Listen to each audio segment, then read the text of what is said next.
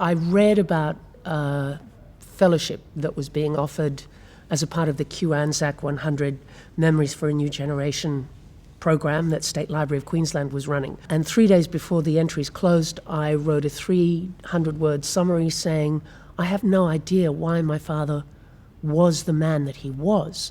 I loved him, but I did not know him. Dad had actually left no records, no diaries from that time, no letters home, or at least nothing that I had ever seen. So I needed to find out about the experiences of other young men who had fought in the same battles or with the same battalion and shared the experiences that he had shared.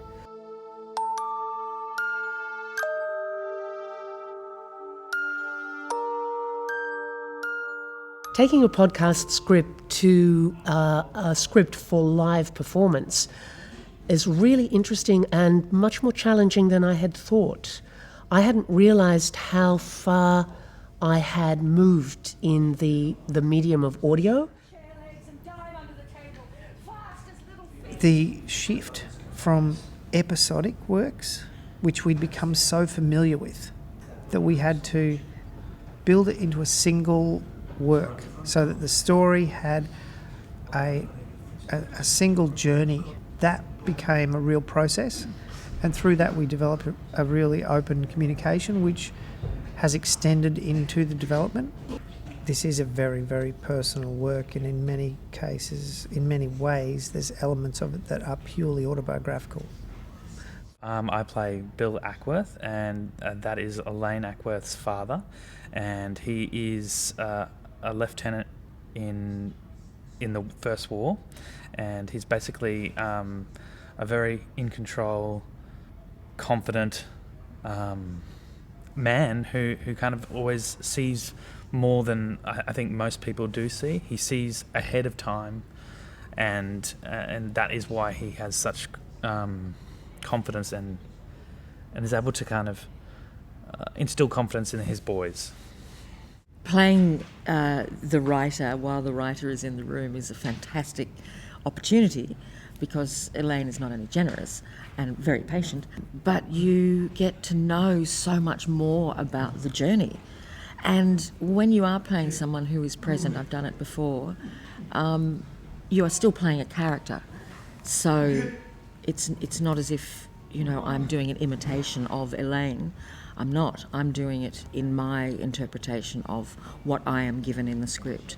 The first moment where I really got a sense of what the piece was and what it was going to be was when we finished our first table read on the first day of the first week, and we sat down and we read the whole thing through out loud finally, and it was this really interesting realization for me, playing all of these other characters, that as much as the story is about Ruth and her journey to find her father's story, it's also about his story with all of these men that he was entrenched with. And that for me was a really interesting revelation, because it suddenly made my responsibility feel a lot greater. I think as a child you love your parents, you love your mother and father, but you don't really understand them. You don't come to know them, usually until late teens, early 20s, when you start to see them as having a life separate to your own. And you understand that they had a life prior to your existence as well, a life that really shaped them. And you begin to compare experiences with them. You become able to speak as fellow human beings. And that's a journey that usually happens in concert with each other, between the parent and the now adult, the now young adult.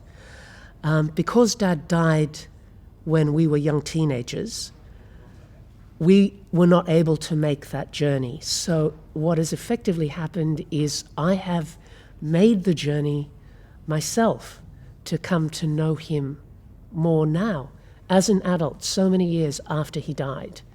But it was absolutely one of the best things I could have done. And I'm so pleased I did it.